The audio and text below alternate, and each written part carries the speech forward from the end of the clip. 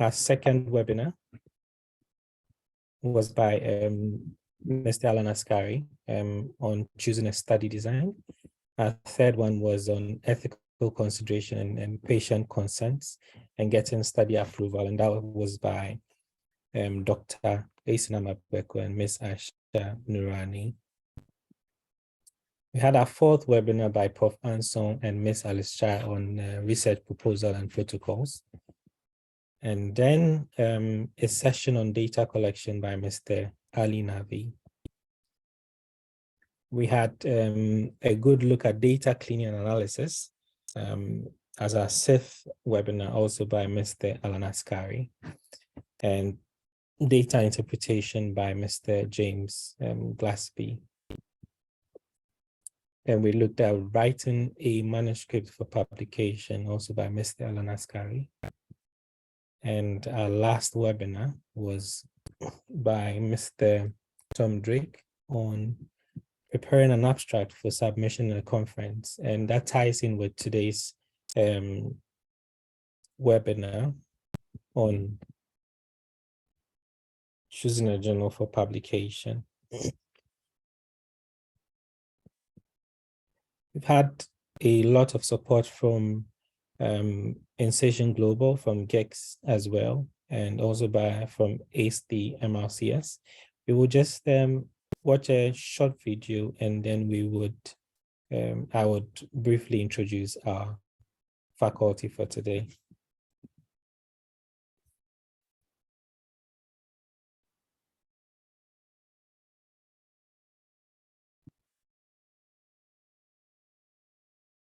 Okay, yes, a little glitch there. I'll start with Dominique Vervoot. Dom is a PhD student in health services research at the Institute of Health Policy Management and Evaluation at the University of Toronto, and he's studying disparities in thoracic aortic surgery. He completed his MD in KU Leuven in Belgium and went ahead to do a fellowship with the Harvard program in global surgery and social change. From there, he went ahead to get a dual MPH and MBA at the Johns Hopkins University. He's a founding president of the Global Cardiac Surgery Initiative, which advocates for all the 6 billion people who do not have access to cardiac surgical care when they need it. In addition, he is the co-founder.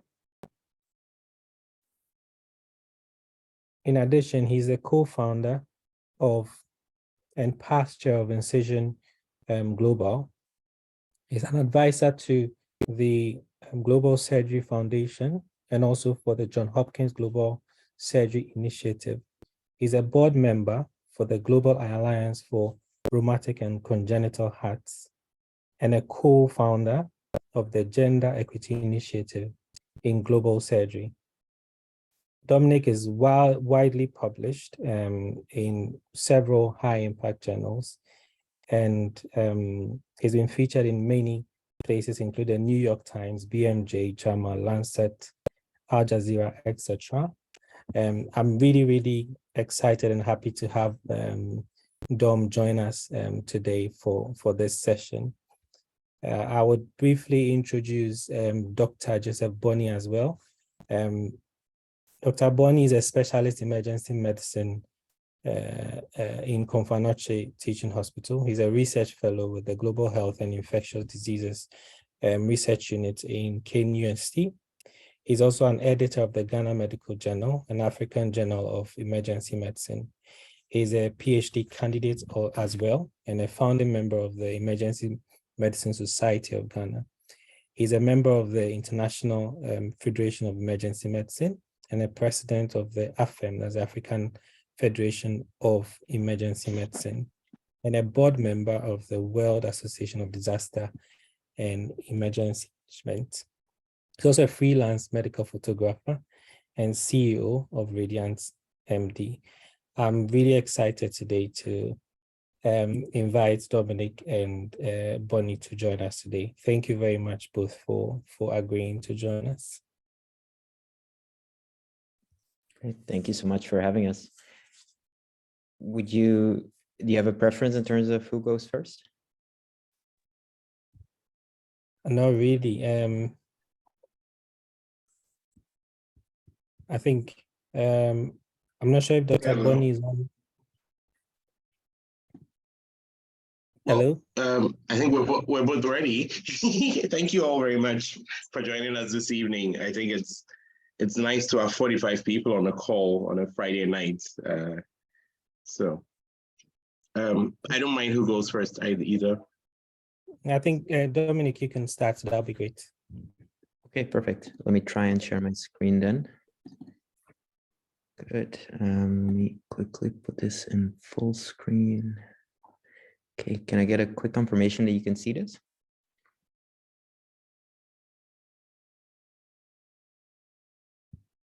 Can everybody see my screen?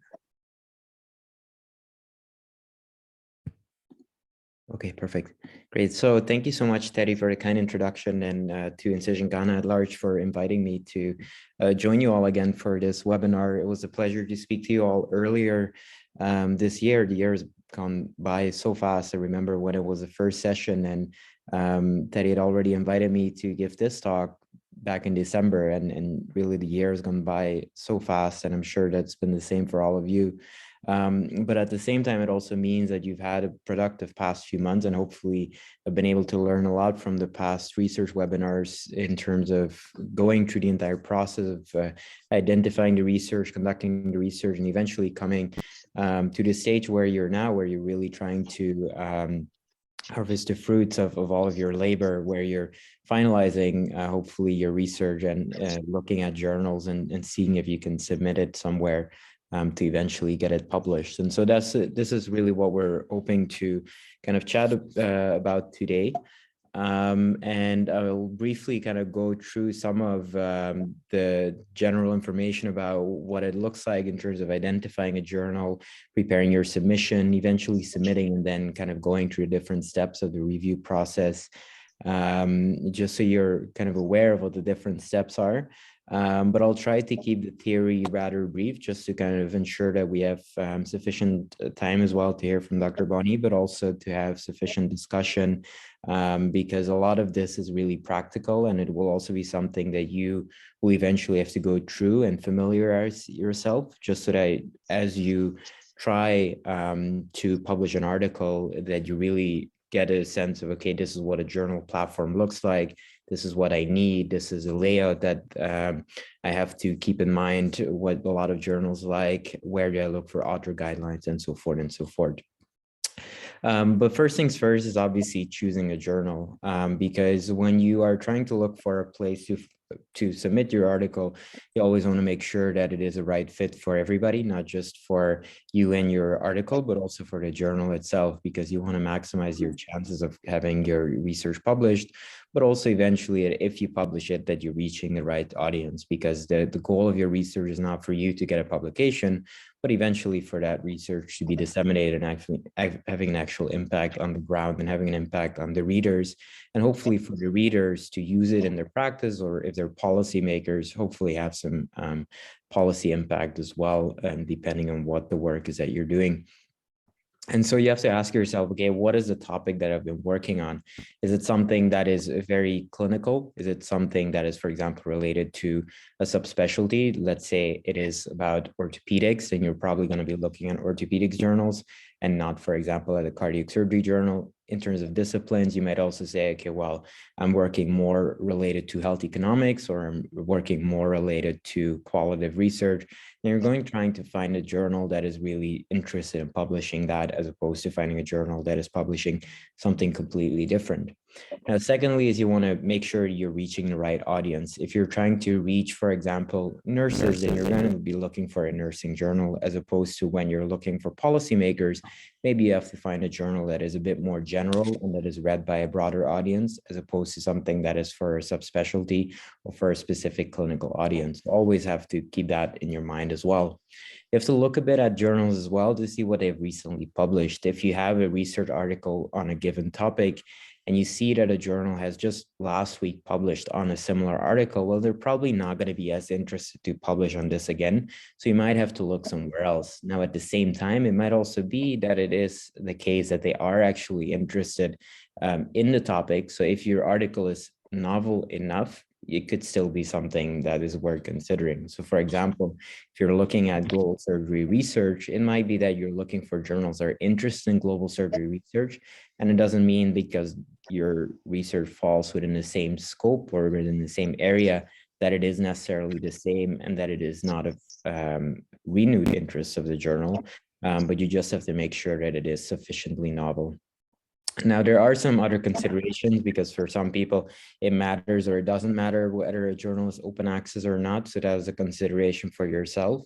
Also because partially the decision is often financially based because open access journals typically require a lot of publication fees for something to be published open access. So that is a consideration.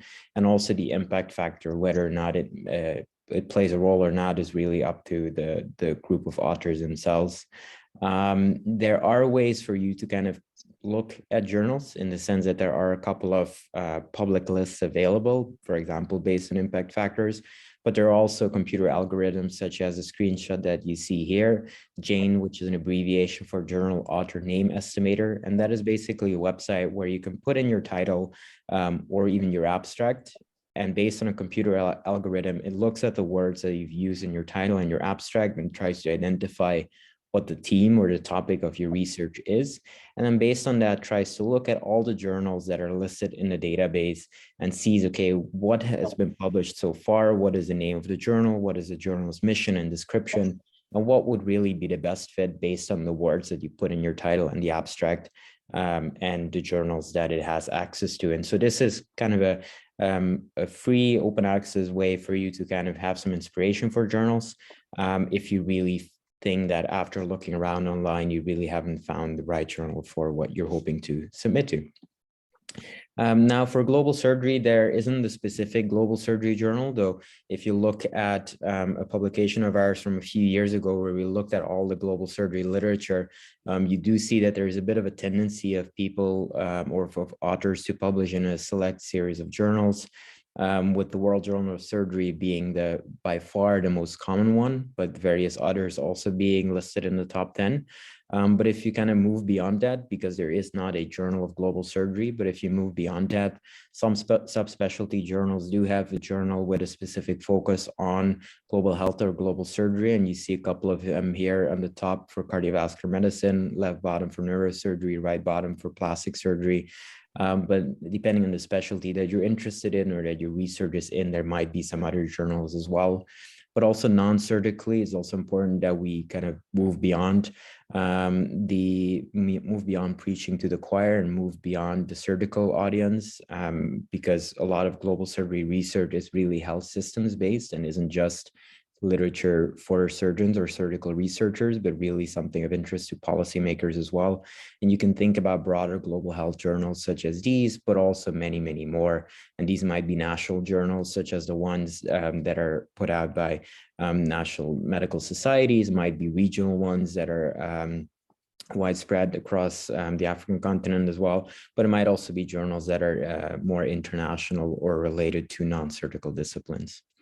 Now, something to watch out for is that there is, with the rise of research, with the rise of interest in publishing, and with the difficulties associated with publishing, unfortunately, there's also a rise in predatory journals, which are journals that are not real journals, but that are sending emails or messages via LinkedIn or even Twitter and so forth to people to basically solicit articles and promising an easy way for articles to get published. But these are not real journals, and ultimately these are also journals that don't really have much of readership. These are journals that are not indexed, and oftentimes they also ask you to pay a very marginal fee, a small fee to get it published in their journal, and they're promising no review, so you can get it published quickly. But then the problem is that they're just stripping you from your money and from your research, because ultimately there's really not a way for people to find out where your article is. And so this is definitely something to watch out for, and always good to keep in the back of your mind that you double check when you're looking for journals, whether a journal is indeed valid or not. And now, as I mentioned, open access fees are a consideration as well, because more and more journals are becoming open access, up to the extent that many renowned journals, such as the Nature journals, are asking many thousands of dollars or euros in publication fees, which are outrageous and are really not falling within the ability of anybody to pay out of pocket. The good thing is that many journals do consider people from low and middle income countries or affiliated with institutions from low and middle income countries to be able to get waivers or at least discounts to cover those open access fees. But that really varies from journal to journal as well, and is something that the academic community still has to put a lot of work in to ensure that this is not placing undue barriers to researchers. Now, once we kind of identify a journal, once you've figured out, okay, this is a journal or a list of journals that I want to submit our research for, then you're at the stage where we really have to make sure everything's ready for you to submit. And when we look at a submission, there's a couple of things that go beyond the article itself. And that is, for example, the cover letter, where you are trying to convince the editor-in-chief and the journal about your research. And I'll talk about this in a bit, but it's basically the letter that's on top of your research will be the first thing that an editor sees, and it will basically be the introduction of you about the article to the journal, to say, okay, well, this is why it matters and this is why you should consider it. The second thing will be the title page, which is the key information on your title page with your title, the authors, the affiliation, and so forth. And then really comes the manuscript itself, which you've kind of gone through over the past few months. And then there may or may not be supplemental materials, and there may or may not be other forms as well, which you'll have to kind of figure out based on the author guidelines of the journal that you're trying to submit to. Now, I'll be very brief on these next few slides, just because a lot of this has been covered, but in terms of the background, generally the way that it is structured is that you're very brief, because ultimately you want to move towards what is novel about your research, where you move from paragraph 1 with what is known, introducing people to the topic and the scope of the problem. Then you want to delve into what is not yet known, just so that you can justify why you've done your research and why people should continue reading. And then paragraph 3 is generally your introduction to your research. So what is your research question and the objective? Now, the methods then should be as comprehensive as possible, to the extent that people are able to read it and reproduce it from start to finish, because the ultimate goal of methods are for these to be a recipe for readers to follow what you're doing, but also be able to reproduce it, given that that is one of the core principles of scientific research. This also allows you to be transparent and ensure that people, when they read it, they can really trust your results, because they know you've been transparent from start to finish, and people can also validate what you have done. In addition to that, you also want to be comprehensive in terms of the study design, the data sources, all the materials or software that you've used, and then obviously also the analytic details in terms of statistical analyses. And if you're doing patient or human subjects research, if you're doing research with patients and so forth, you have to make sure that you get ethics approval and, where appropriate, patient consent as well. And now, in terms of the results, then here you really want to make sure that this is the meat of your publication, to the extent that this is what the readers will find interesting, because this is why they're reading your research. It is what is new. And so you want to present your new data here, not before, but also not after, not in discussions, not in the methods, but only in your results. You want to make sure that you start very broadly, where you give a bit of an overview and eventually delve into the specifics, and you can kind of tailor that based on what of the research is that you're doing. If you have primary outcomes, you start there. If you have secondary outcomes, those will follow. If you have subgroup analyses or sensitivity analyses, those come after, but you always try to start from the beginning. Now, here you want to support it with figures, tables, and if appropriate, supplemental materials, but you want to make sure that those are all complementing what you're putting in the text and vice versa, and that you're not repeating what is already presented elsewhere, just to make sure that you're not overwhelming nor boring the reader with what you're presenting. And then lastly is that you want to make sure that you're avoiding interpretation at this stage. You just want to present your results, and the reader and the reviewers and the editors, they can then make their own mind based on results, what they've seen, what these really mean. Your interpretation will then eventually come into discussion.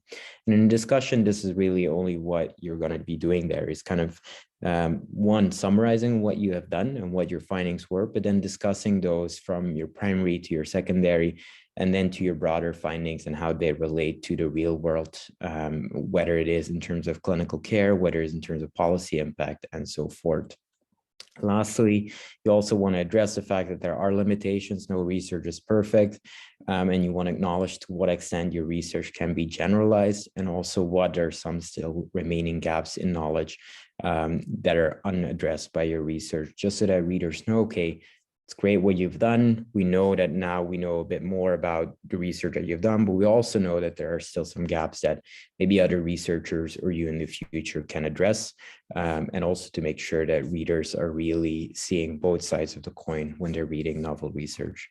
The conclusion then is really to make sure that if the reader reads only one thing, that they know what the main conclusion is.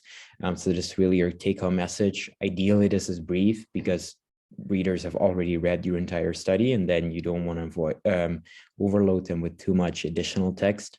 And for some people, they might just want to read the conclusion just to very quickly get the meat of your or the gist of your research. Try to follow the logic and only make the conclusions that are supported by results. If you have a small study sample of, for example, 20 patients, you can say that this is groundbreaking results that are changing clinical guidelines because the study sample is, for example, too small. But at the same time, you can make strong conclusions if you have the results to support that. So you have to kind of see what the evidence is that you have, and based on the evidence and the level of evidence that you have, you can make the appropriate conclusions. And then lastly, following on to that, is that you have to be honest. If you have a correlation, then you cannot necessarily equate that to a causation. You have to make sure that your wording is also following the same tone as well. So avoid is and will, for example, and try to see if you can replace it with may or can, because within research, within science in general, it is very common that there is still some form of uncertainty. Now, when you then get to submit, you have your manuscript, everything's ready. You followed kind of the structure, the recipe of a manuscript from start to finish. You have everything in terms of the cover letters and so forth. What are you going to do now? Then you go to the platform and you see basically what you see in the screenshot to the right, which is a very common platform, which is called Editorial Manager, that is used by a lot of journals, not by all journals. With some journals, it will look differently depending on the publisher that they use. But generally, the requirements in terms of the different steps are very much the same. At the time that you're going to be attaching the files, you're going to be attaching your publication, your research, and you're going to be attaching everything that the journal requires. Typically, there's also that cover letter that I mentioned earlier, which is really kind of the cover of your research. So when somebody gets a PDF, it is really at the top of it. And you can kind of see it as a printout of a book, where you have a cover, and the cover is what is going to interest you to read further. And you have to look at it the same way for the editor-in-chief. So very briefly, in just a one page, try and talk to the editor-in-chief and tell them, okay, dear Dr. or Professor so-and-so, we are submitting this original research article entitled, and you add your title, by these authors for consideration for publication in then the journal name, and then you in one paragraph describe what your research is, in one paragraph you describe what's important, in one paragraph you say why the journal that you're picking is the best fit, and then that's about it. And that really entices the editor-in-chief to read further. And it's something that we can't forget, because this is really something that is drawing the journal and the editor-in-chief in to read further and really consider your journal, your submission for potential publication in a journal. Now, make sure that when you pick a journal, that you always check the author guidelines, because this might lead to delays or even desk rejects if you're not following their guidelines. So if they say, okay, you need these forms, but you haven't submitted them, well, they might ask you to submit those forms afterwards, but sometimes they might just say, okay, well, you didn't read our guidelines, so we're not considering your publication. So try to always make sure that you've checked the guidelines carefully, and then try and familiarize yourself with these online platforms, see what different journals look like, make an account, go through the different steps.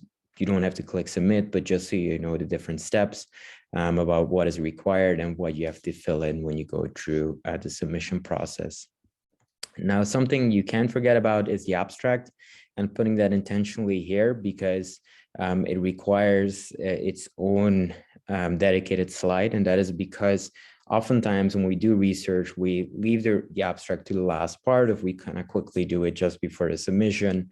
But the abstract is really important because if you publish something, well, and you go to PubMed and you see the article, oftentimes readers just see that. They see the title, they see the abstract, and based on that, they will decide whether or not they're going to read further. And if you really want to convince people to read your article and to use the research that you have been using, you have been performing, then you have to make sure that the abstract, which is basically the teaser, is what is convincing them to read further. And so definitely make sure you put sufficient time in there, and you can look at some big journals, like for example, this example from the New England Journal of Medicine, the way that they create their abstracts and the way that they're very succinct in terms of what they're presenting in terms of information, but they're still very informative in terms of the methods, in terms of the results, and especially the conclusions.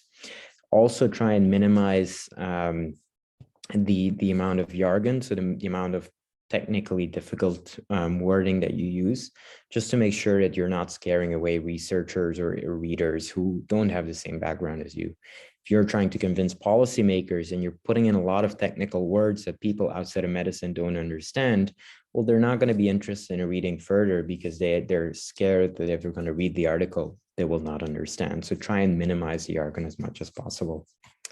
Now, many journals are also starting with visual abstracts, and this is kind of an optional thing that I just want to share, but it might be of interest for you if you're submitting to a journal that has visual abstracts, or if you've published something and you want to share it on Twitter or social media, where in the same way that you have an abstract, you can kind of visualize everything in a figure and share that very briefly on social media. And you see kind of a very nice picture here about an example of a visual abstract where very quickly you can look at the graphics and say, okay, well, I know what the research was about, I know what the results were, and now I can move on to the next article that I want to read.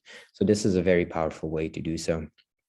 And now the next few slides are very brief. It's just a handful of slides that are left because this is really just, this is the experiential part. Is something that you really have to experience yourself. But this is something that often a lot of people have questions about. This is what comes after clicking submit. And this is a big step and something you should be proud of. Once you've clicked submit to a journal, it means that you have done your entire research, you've written it up, and you send it to the journal. And now they can look at it and say whether or not they're going to publish it. So once you submit it, it will first go to the editor-in-chief, sometimes another editor like the associate editor, for them to look at it and say, okay, well, you've followed our guidelines, so we can move on to the next step. Is it of interest or not for us in terms of the journal? If so, then we'll send it out to the reviewers. And these are generally experts in the field who will peer review your research and check whether there are areas that you can work on, whether it's a good fit or not, whether it's novel and so forth. Or it might be that they say, okay, it's not a good fit, I'm sorry, we have to reject it. So it might be either or. Now, once something has gone under review, it's typically content or methodological experts that look at your article and then kind of based on that, assess it and make suggestions about how to improve it, and then tell the editor, I think this article should be considered. I think it should be considered based on these revisions. Or maybe they say, I think it was of interest, but it wasn't sufficiently important enough. It's better that the journal rejects it. So depending on what it is, it might go either or. And now, if you're lucky, you go on to revisions. And revisions is a good step, and I'll briefly discuss this in the next slide. But it's a step where you can kind of improve your manuscript, where the journal says, okay, we've reviewed it. Here are a couple of comments for you to consider, address these, and then send it back to us, and we'll consider it again. Eventually, hopefully, your article will get accepted, and then basically the entire publishing process goes in where they send it to the publisher. They make a very nice layout of the article that is kind of unique to different journals. They send you the right forms that you have to fill in just to make sure that everything in terms of copyright is addressed, and then eventually your article will get published. Now, in terms of the time from very start on the left to the end to the right, it can really change a lot from journal to journal. With some journals, it takes a few weeks. With others, can take months.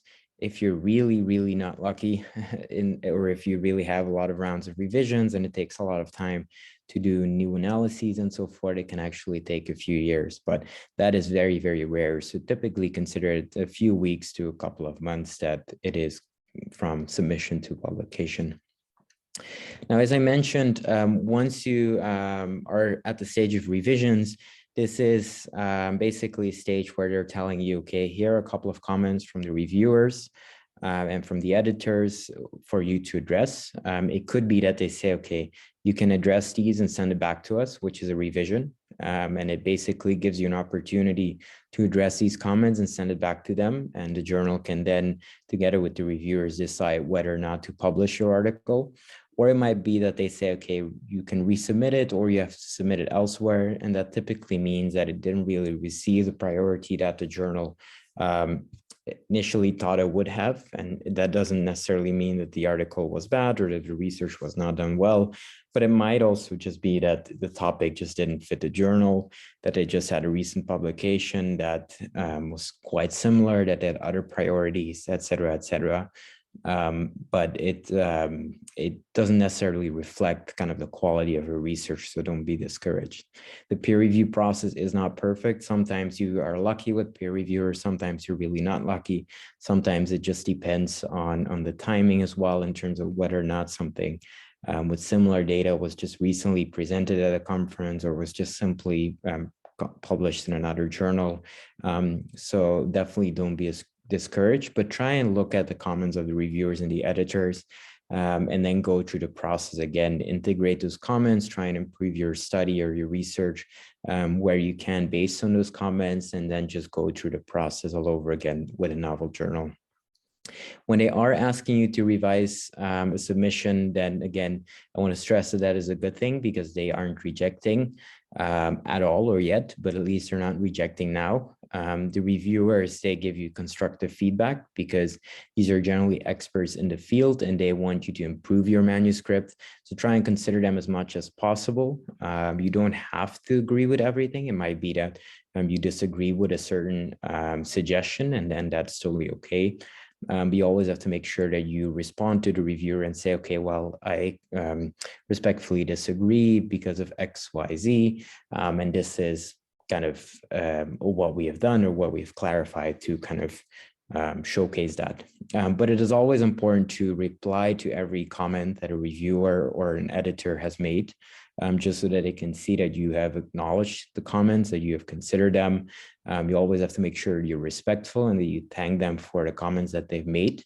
And you have to specify that if you make changes to your article when you're revising it, that you say, okay, well, what have I changed? What have I added? What have I removed? Just so that when they're reviewing it again, that they see, okay, this is what you have changed. This is what you have improved. And this makes it easier for me to review. And if I'm a reviewer and I'm reviewing a revised version and I can very clearly see what you've changed, how you've kind of considered my comments, well, it's going to make me feel that you really are looking at feedback very constructively and are considering that, and also makes me more inclined to say, okay, well, I do think the manuscript has improved, and I do see that these are areas that you're willing to work on, and that will oftentimes lead to a favorable result as well. And when you resubmit your version, you always have to make sure you give the clean version so that it can easily review it again and hopefully move forward with publication, but also a marked version, which is typically a version where you've used track changes for Word, where it just highlighted the changes that you've made. just so they can easily, again, see what you've changed. Some closing thoughts then, this is my last slide, is that just like an abstract and just like the cover letter, the title is also one thing that you have to make sure that it is convincing enough. Because if somebody's looking at basically a table of contents of a journal, or if they're scrolling through PubMed, they often only see the title. So make sure you, again, convince them as soon as possible, also in the title. Don't, again, forget or even neglect your abstract. Be patient. Rejections are inevitable. I've had way more rejections than I've had acceptances. If you add them all up, and that is totally normal, it is okay. And it's an opportunity for you to learn and see how you can improve the next, the research that you do, or resubmissions or revisions. Ultimately, everybody who's involved with the research process, whether it's you as co-authors, whether it's the editors, reviewers, journals, wants you to win, wants you to get your research published somewhere. And so you really have to see feedback that people give you, the reviewers and editors give you, as constructive, and try and also take those to heart. Practice makes near perfect. There will never be perfect research for anybody, even those who win the Nobel Prize. It's not perfect, but it is something that brings us closer to perfection. So really practice as much as possible, and ultimately learn what works for you. Try and see what are some of the processes, some of the journals, some of the wording, some of the layouts, etc., that you like, that works well for you, and try and really perfect that for you, for yourself, because ultimately that will make everything from start to finish go much faster, much more enjoyable, and ultimately will allow you to kind of continue your research and eventually grow in terms of your speed and productivity and enjoyment in the process as well. So with that, I'll close. I'm happy to answer any questions that there might be either now and otherwise via email or via social media after this as well. So thank you. Thank you. Thank you very much, Dom. That was very, very useful and very elaborate. Hello? Yeah, I can hear you. Yeah. Thank you very much, Tom. That was really, really elaborate. Thank you for going through the process again, recapping most of the things we had to do over the last few months. That was very useful. Thanks for breaking down discussion. It's been a challenge for a lot of our mentees, and we've had questions regarding that. Thank you very much. I can't wait to hear from Dr. Bonney as well, who actually is also an editor for 2 different journals and has had experiences rejecting and accepting many manuscripts. Dr. Bonney, if you're on the line, you have the floor.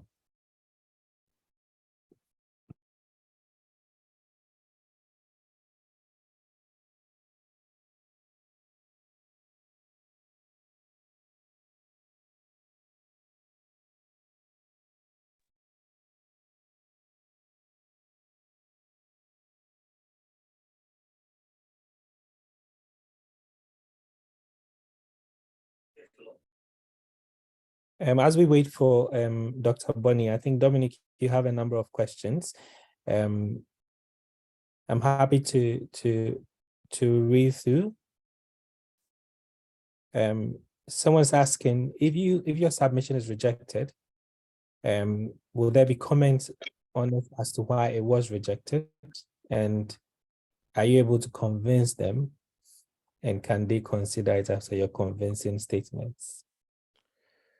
That's a good question. So whether you get comments, it depends. If you submitted an article to a journal and a journal editor considers your article but says, okay, this is not the right fit, we're going to reject the article before we send it out for review by reviewers, then you're not going to have comments. It may be that the editor says, okay, we're not considering it for review because maybe the topic is off, maybe we think that it doesn't have priority for a journal and so forth, but the comments are generally very brief then. If it is sent to review to reviewers and they send it back and they say, okay, well, reviewers have reviewed your submission, the comments are listed below, based on that, we have to reject it. You will still have those comments and you will be able to kind of improve your research for submission elsewhere. So you say, okay, well, now I'm going to go to the next journal, and then you have the feedback basically from the editors of the previous journals and the reviewers of the previous submissions, where you, based on what you can improve it.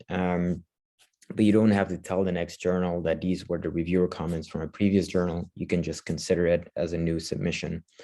You can't really kind of convince people to accept a rejected submission, because that would be basically a revision. If they are interested in your article and they say, okay, well, improve your article based on these comments, and they would call it a revision, and they will tell you that. And they say, okay, you can resubmit your article if you address the below comments from the reviewers. And that's done a way for you to kind of respond to those comments and improve it and say, okay, well, we've improved our manuscript based on these ways, based on reviewer comments and so forth. You can kind of justify why you accepted or did not accept certain comments or revisions. If a paper is rejected, the only way that you can kind of convince them to accept it after all is just submit it again as a new submission. I wouldn't recommend it if they haven't invited you to resubmit, just because it will be very unlikely, because that's why they clicked or they suggested reject in the first place. And given that it always takes a couple of weeks for it to really be considered from start to finish, I would just consider moving on to the next journal, but using those reviewer comments to improve your manuscript before submitting it elsewhere. Excellent. Thank you very much, Dominique. I think Dr. Bonney is on the line. Dr. Bonney, you have the floor.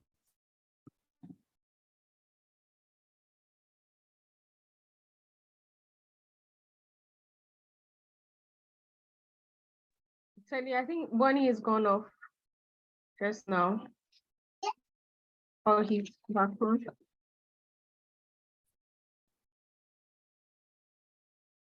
Looks.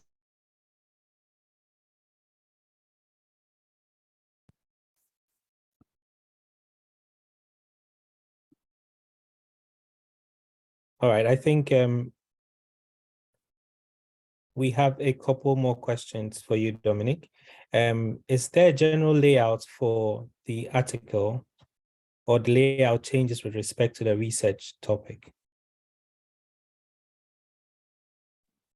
If I understand the question well, there is and there isn't, in the sense that there is a general layout where I briefly, and actually I can kind of quickly go back to that slide, where your general submission will basically look like, let me quickly share my screen again, look like this. And this is in very, very broad lines, where you basically have a cover letter. That will always be the case. You have your title page. That will always be the case. Then you have your manuscript, and generally it follows this order. If you are submitting to a medical journal, surgical journal, public health journal, global health journal, it will always be this. It will always be background, then the methods, then the results, then the discussion, then the conclusion. Supplemental materials, that's up to you whether you have this or not. But the layout otherwise beyond this, so beyond this general structure, so beyond kind of the big picture layout, from journal to journal, it might differ, because some journals have different forms that they want you to sign, where they say, okay, these authors have contributed, they have conflicts of interest or not, et cetera, et cetera. Some journals have additional requirements where they say, okay, you have to have an abstract, just like every journal normally does, but they might also say, give us also a shorter summary, give us maybe a tweet, give us your Twitter handles, give us a brief highlights in terms of bullet forms, et cetera, et cetera. So that really depends from journal to journal. So you have to look at those as well. Now, some technicalities in terms of layout, such as, for example, font or font size, spaces between lines, if you want your pages numbered, if you want your lines on your page numbered, the amount of pages that you can have, the amount of words that you can have, that depends on journal to journal, it depends on article type to article type and so forth. So the only thing that you can do is to go to a journal that you're interested in, look at their author guidelines and see what they say and try and follow that. As long as you follow that, you're good, but always make sure that you look at that and don't just assume that they are having the same layout as the one that you have. Okay, excellent. Excellent, Dominique. I think we have Dr. Bonney on now. Yeah, so sorry everyone, I had a little internet glitch just there, and a wonderful presentation by Dominique, and I think he's covered a lot of the content that I have to cover, making it very easy for me to just touch on these points, and then for us to just refresh our memories on this. I will go through the entire session and then just take questions at probably at various points in this. But because a lot of this material has been covered, not just today by Dominique, but in previous sessions, there are some slides that I will just touch on a few points and move on, whilst we know that these slides will be available to everybody. So just out of full transparency, I will have a couple of slides that were borrowed from these slides from Pakistan, from a colleague from Authors Aid, and then also from Dr. Maoli, who presented some of these slides at the Ghana Medical Journal. So really, the aim of looking at this is you need to select a journal for publication. So if you go back and you look at why you should publish, it usually will start guiding some of the reasons why you want to select that particular journal or not. Because if you're looking at developing a national reputation, then it becomes very difficult for you to justify why your selected journal is not in your country. It's in a journal that is very difficult for anybody locally to be able to access. So all of these reasons are there, looking at the reasons why people publish. So all the way since the 17th century is when the peer review process began, and it's really considered as essential and integral part of consensus building and being able to say that the work was actually looked at. There are problems with peer review, and you will find thousands and thousands of people saying that, oh, I selected this journal, the peer review process was not in my favor. But as much as there are problems, it's currently the only system that we have for being able to verify and in quotes, judge a scientific work. So it becomes a really big part about which journal you're picking and how your peer review process goes. So Thomas, all the way in 1901, spoke about this, and he talked about the fact that, and I will paraphrase, in the first slide on the left, he talks about how he will try and maneuver his way across the various steps of publishing. But when you come to the left, he also wants to maneuver his way to ensure that his article does not end up in the hands of some particular friend, because the person has nothing really against the article, but then they have the likelihood of poo-poo on their journal, on the article, to make sure that the article is not considered for that journal. So the peer review process clearly has had its problems. It varies greatly from journal to journal, so always pay attention and review that process and make sure that you're happy with that process before you select the journal. Every journal editor, reviewers are different, so ask your questions in a generic manner in order to ensure that you do not sound too confrontational when you have to go through the ethical process.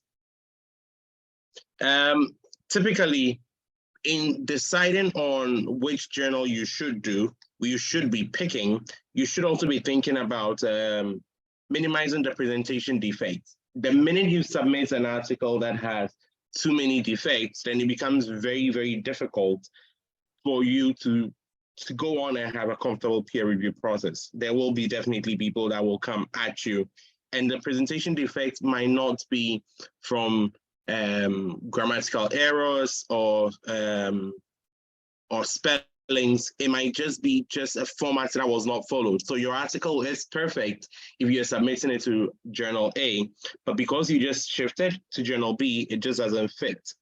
Then incorporating the reviewers' comments and suggestions. The minute you get suggestions back when you have submitted, you incorporate this into the current article and make sure you move on with it. There are several tools that will help you in deciding which journal to go for. Dominique has already spoken at length about some of them, but some of the commonly accepted qualitative and quantitative guidelines are what are indicated here. And I will share the slides so you have a chance of knowing these things and going through. This helps you to be able to organize your topic.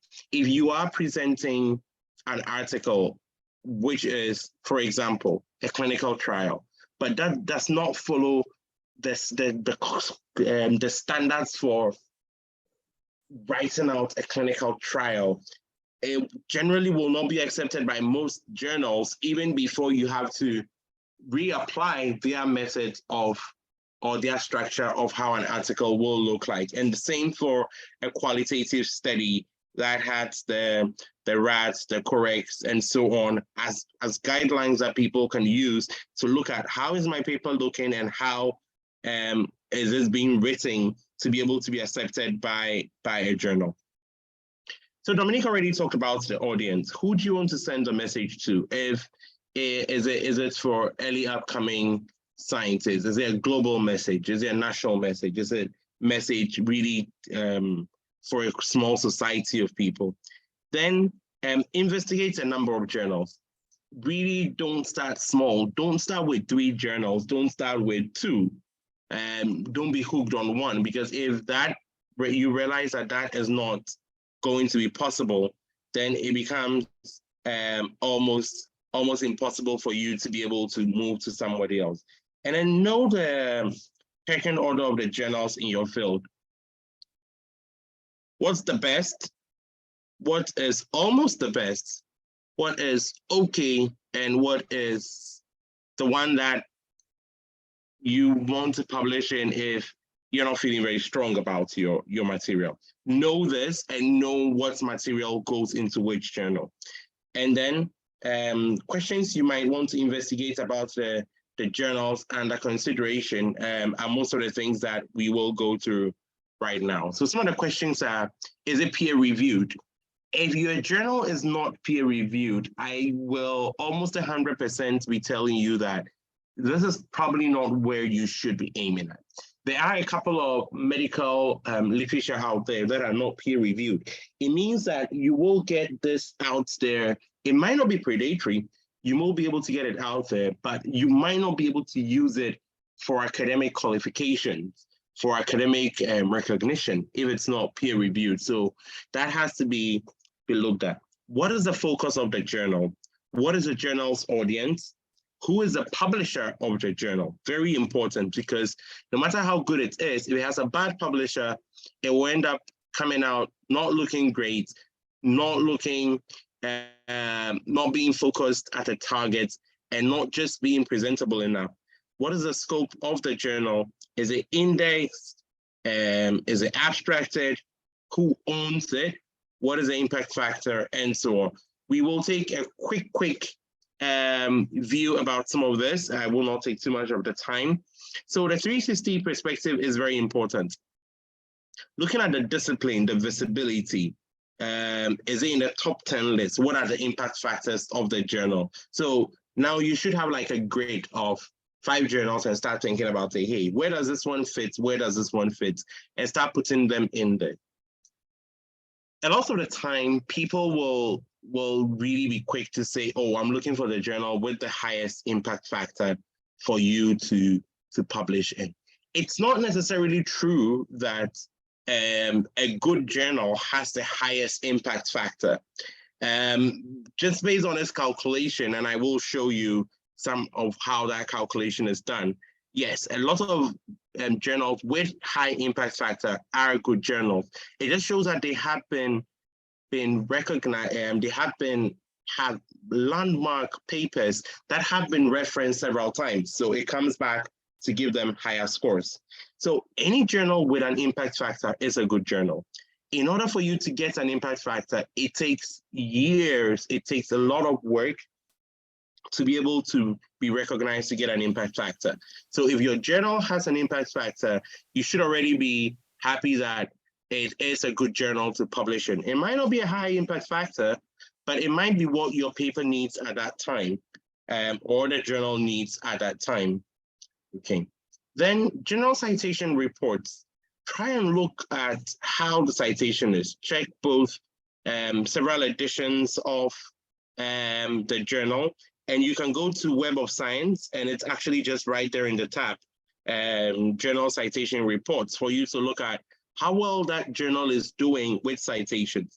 It might be a really nice journal picking up really sweet articles, but then nobody's going back to look at that. It's probably because of simple things like how their website is designed, how you access their articles. So all those are things you have to look at.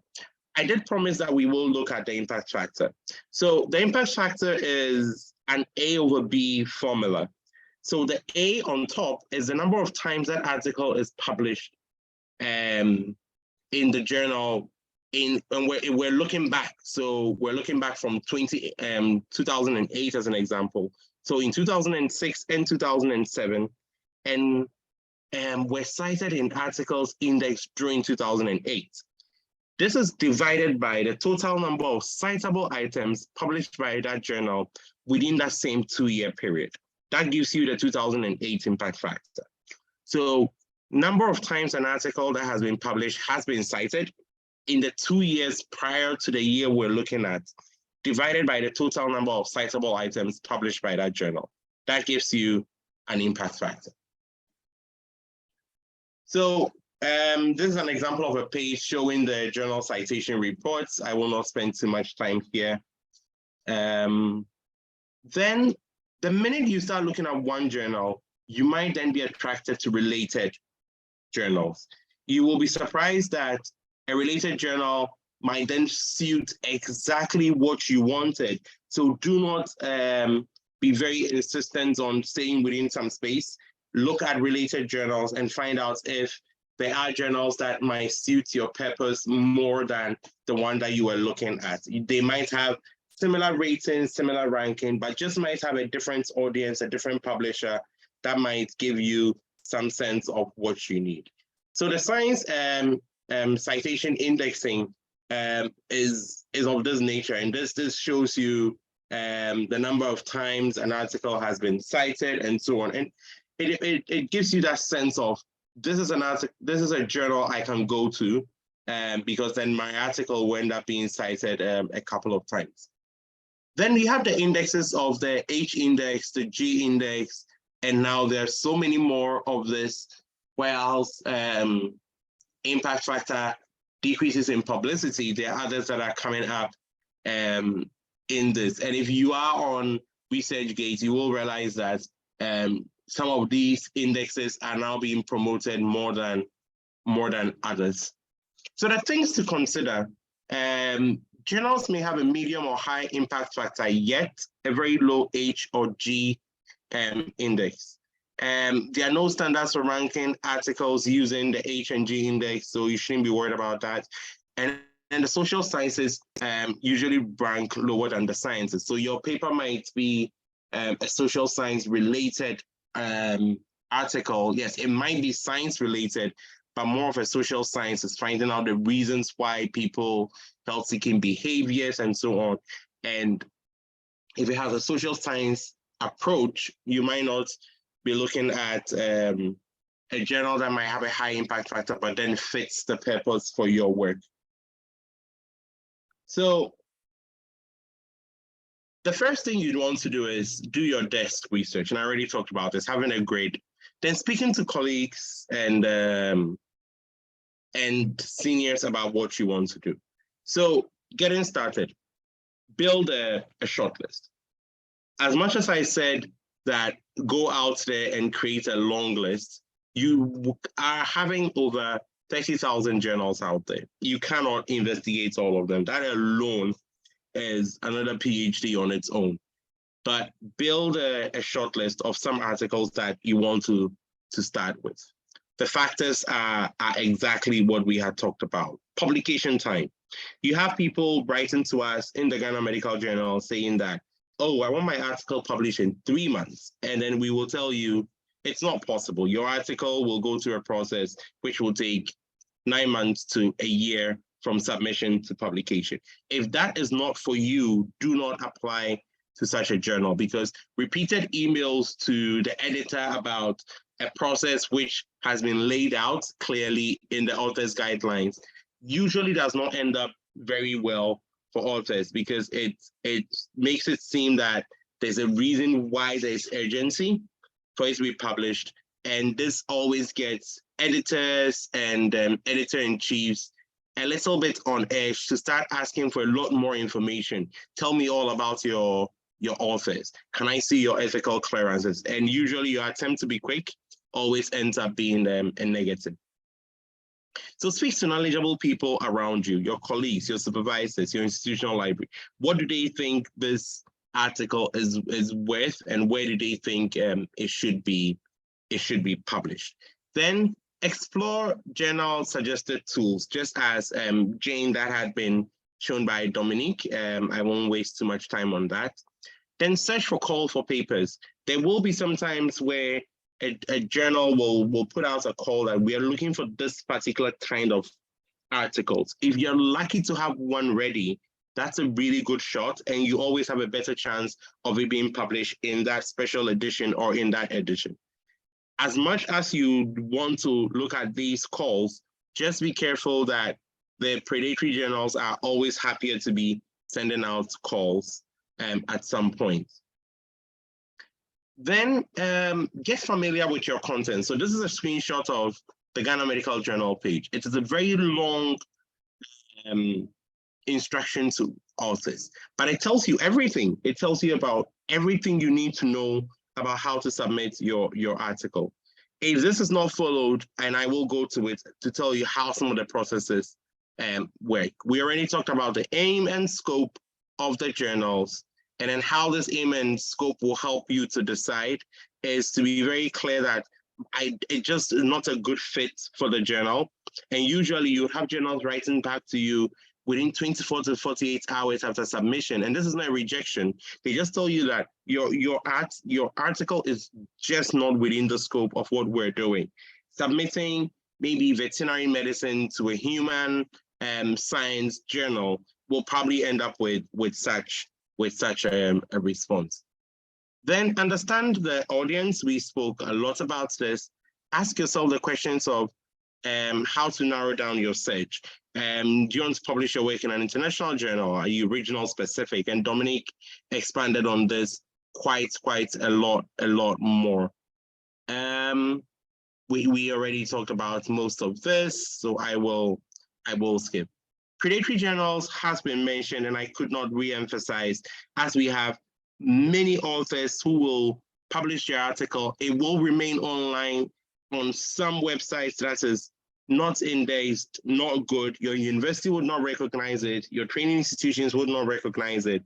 But because it's a sitting somewhere, you cannot resubmit that article. You would have paid money for it. So money loss, article loss without any recognition for this. So reducing the risk of predatory journals, you have this nice site called thinkchecksubmit.org, which allows you to be able to find out how an article is doing. But as a rule of thumb, if it is in Web of Science, it's a good one. If it has an index factor, it is a good one.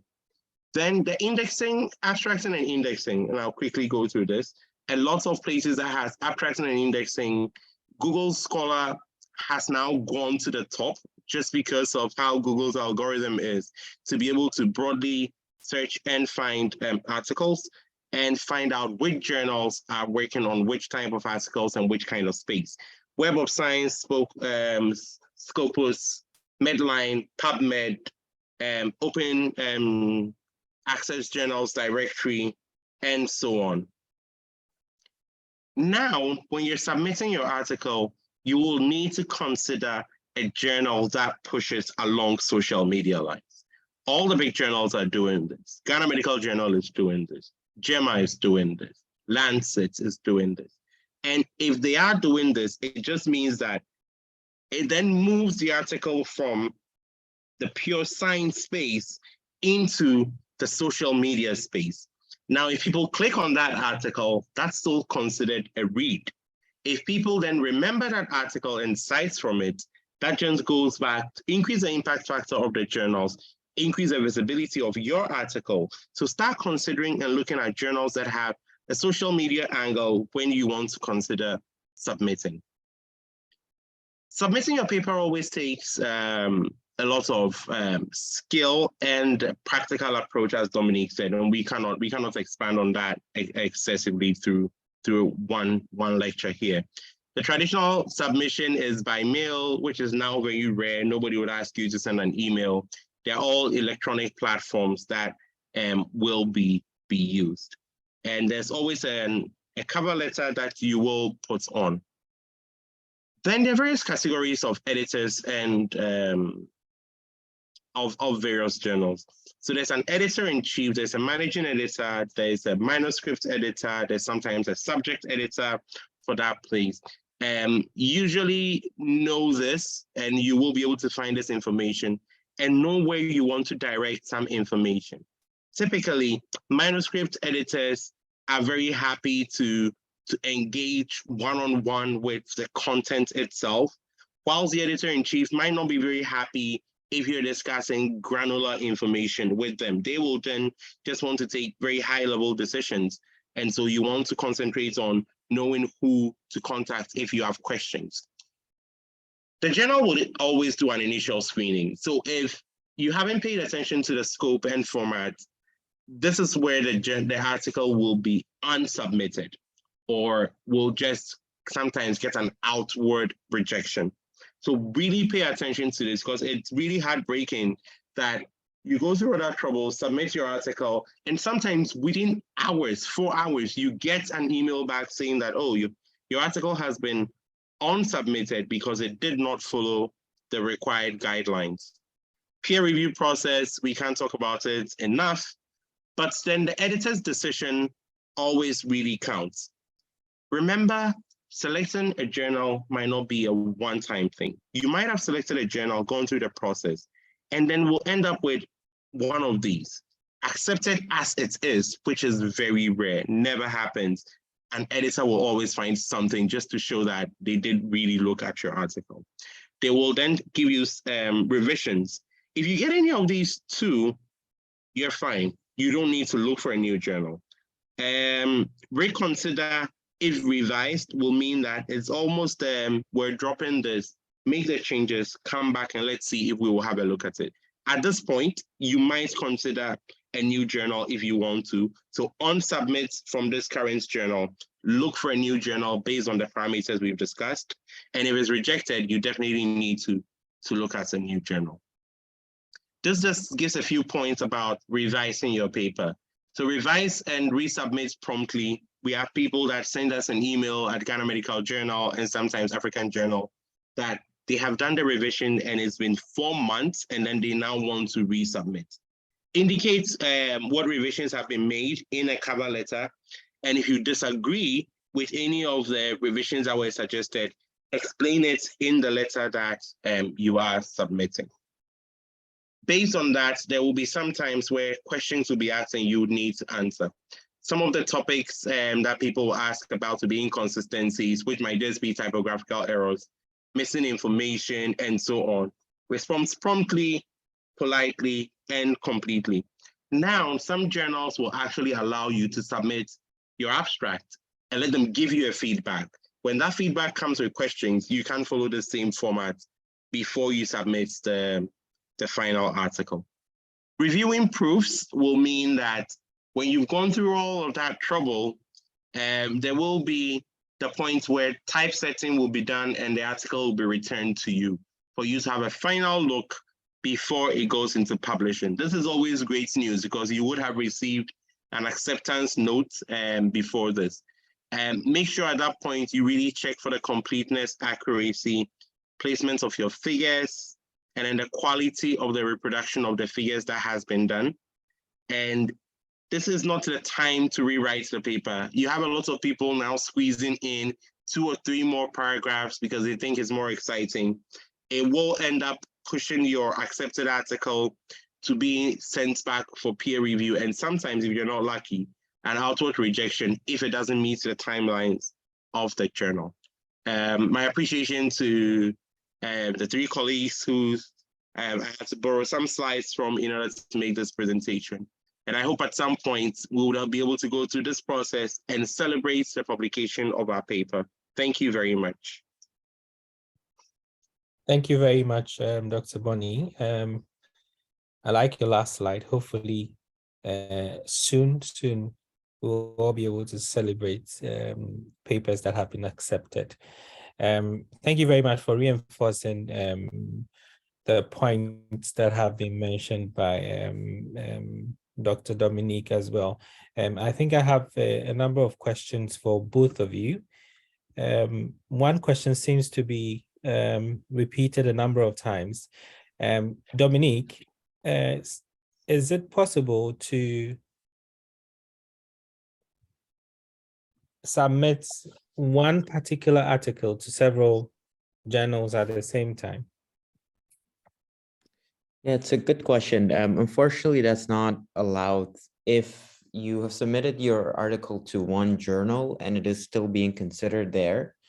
So for example, it might still be under review, or you have gotten feedback from a journal, but you haven't said that you are not submitting it again, then you can't submit it elsewhere because the journal still considers it as being under review. And so it is still within the journal kind of submission platform, within the submission process. And a lot of the work that reviewers and editors are doing is unpaid. So they put a lot of voluntary time in there. And later, or even maybe now, if you're already being invited to review articles or maybe even have some editorial responsibilities, you will notice that you put a lot of time and effort in it voluntarily. You don't get paid for those positions. And because of that, they want to ensure that the reviewers and the editors' time is also respected. And at the same time, for you as authors, you want to make sure that you also kind of respect the time that they put in. And so because of that, if you submitted two different journals at the same time, it's basically asking different journals, different editors, different reviewers, all to put in the time to help you kind of improve your manuscript, with the ultimate conclusion that your article can be published in multiple journals at the same time.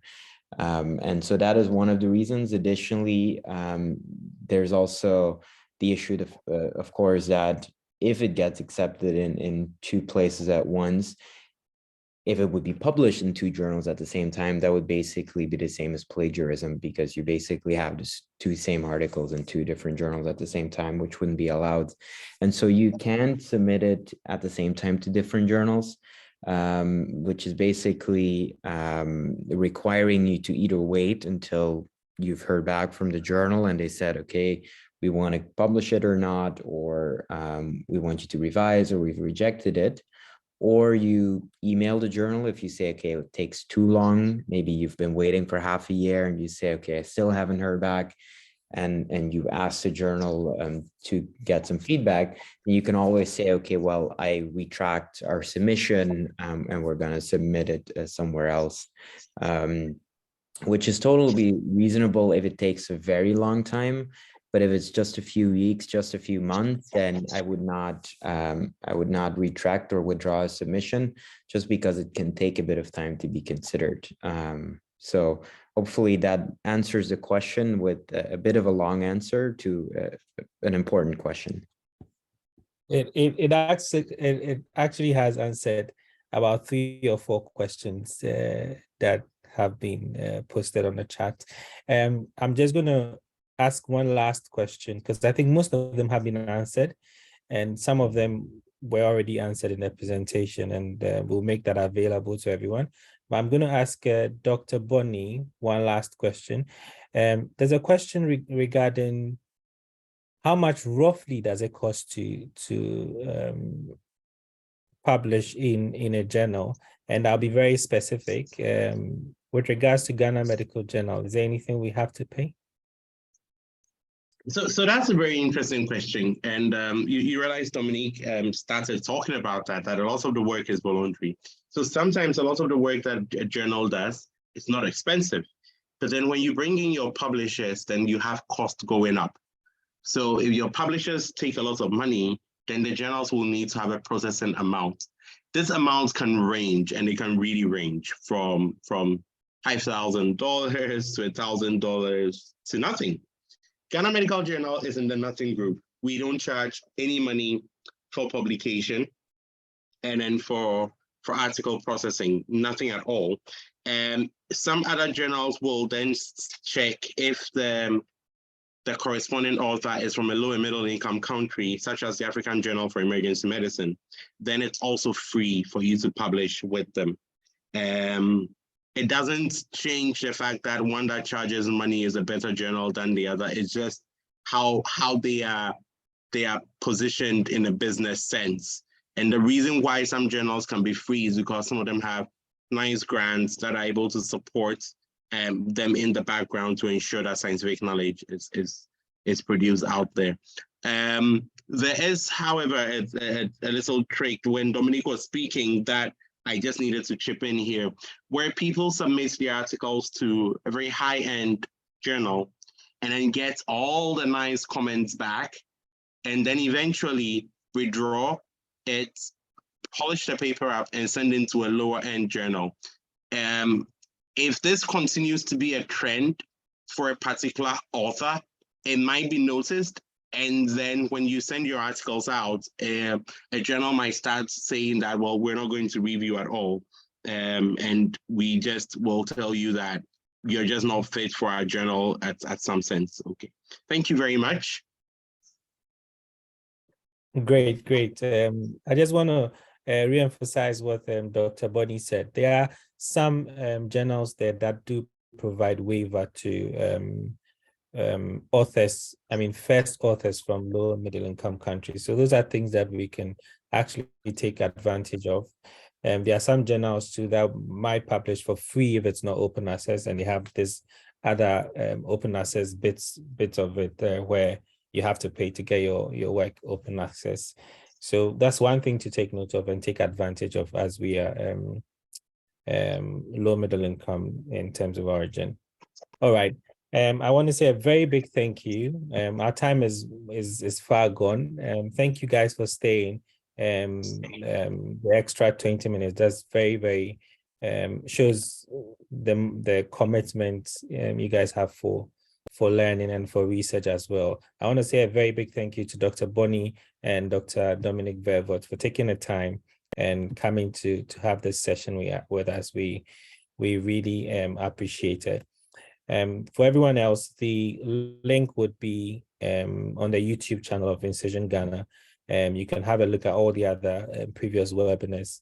And I wish you all the best, and hopefully we will be celebrating publications and acceptance in different journals. Thank you all very much.